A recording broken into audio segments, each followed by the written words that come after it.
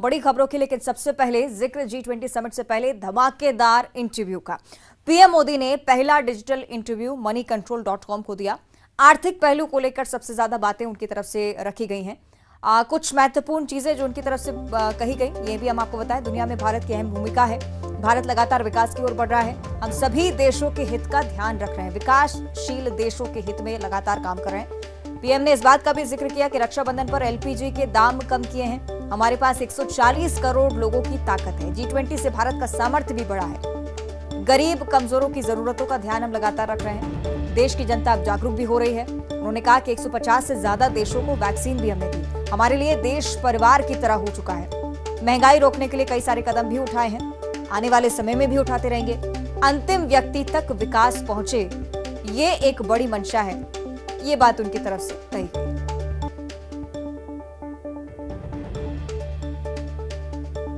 moneycontrol.com को दिए गए इस खास इंटरव्यू के दौरान तमाम बड़ी बातें प्रधानमंत्री नरेंद्र मोदी की तरफ से कही गई हैं। आर्थिक पहलू पर जोर, ये भी कहा कि वैश्विक स्तर पर भी लगातार विकास के लिए काम हम कर रहे हैं। न सिर्फ भारत बल्कि अन्य देशों को भी साथ में लेकर चलने का मकसद है। और न सिर्फ वैश्विक स्तर पर बल्कि जमीनी स्तर पर देश में क्या चल रहा है, इस पर भी पूरी नजर है। आर्थिक पहलू को सशक्त करने की कोशिश, जमीनी स्तर पर गरीबों, जरूरतमंदों को हम सहायता दे सकें, ये हर योजना का मकसद रहा है और आने वाले समय में भी इसी तरह से काम करते रहेंगे। इस बारे में भी उनका जिक्र था। G20 समिट होनी है, उसे लेकर भारत कितनी महत्ता रखता है, भारत का सामर्थ्य कितना बढ़ रहा है, इस बात का जिक्र उन्होंने किया है। और G20 के साथ साथ देश के अन्य मुद्दों को लेकर भी बातचीत उनकी तरफ से हुई है।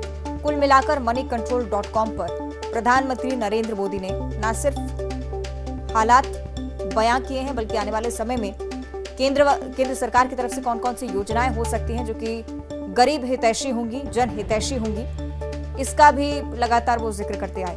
महंगाई के मुद्दे को कहीं ना कहीं उल्लेख में लाने की कोशिश उन्होंने कहा कि इसे रोकने के लिए भी कदम हम उठा रहे हैं।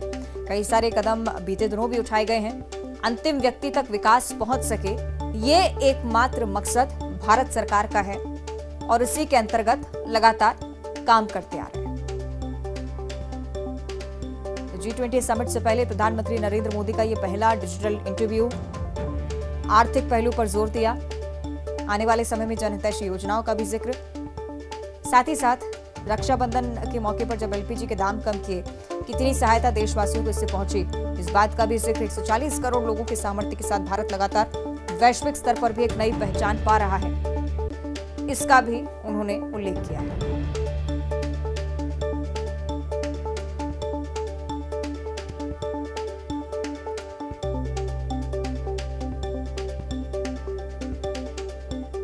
moneycontrol.com को पहला डिजिटल इंटरव्यू प्रधानमंत्री नरेंद्र मोदी की तरफ से, कुछ ऐसी बातें जिन्हें लेकर प्रधानमंत्री को सुनने के लिए देश तत्पर था।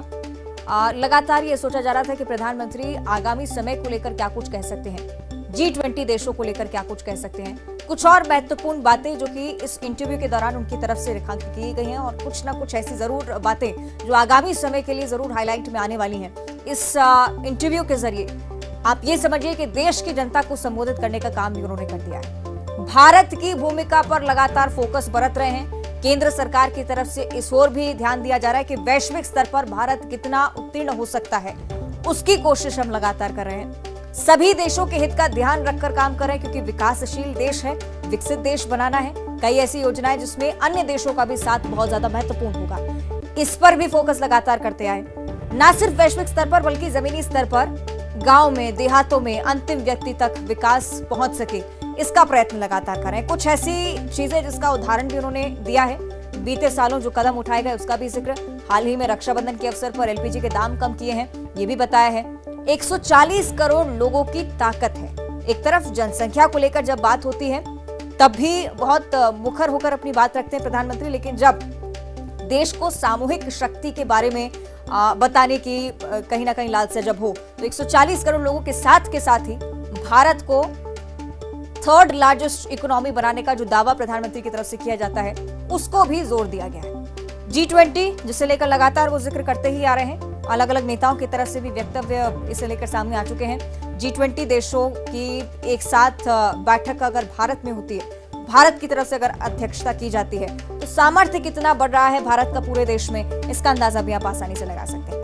और सबसे महत्वपूर्ण बात यह कि दोनों ही मुद्दों को लेकर मिली जुली बात उनकी तरफ से रखी गई है। वैश्विक स्तर पर फोकस कर रहे हैं, लेकिन गरीबों को, कमजोरों तक ये सुविधाएं, ये लाभ हम पहुंचा सकें, विकास पहुंचा सकें, ये एक बड़ी मंशा है। देश की जनता अब जागरूक हो रही है। 150 से ज्यादा देशों को वैक्सीन भी दी। कोरोना काल का भी जिक्र।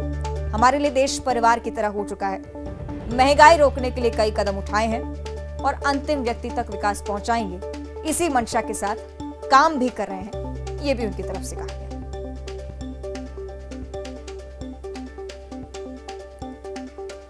प्रधानमंत्री नरेंद्र मोदी का ये एक्सक्लूसिव डिजिटल इंटरव्यू moneycontrol.com को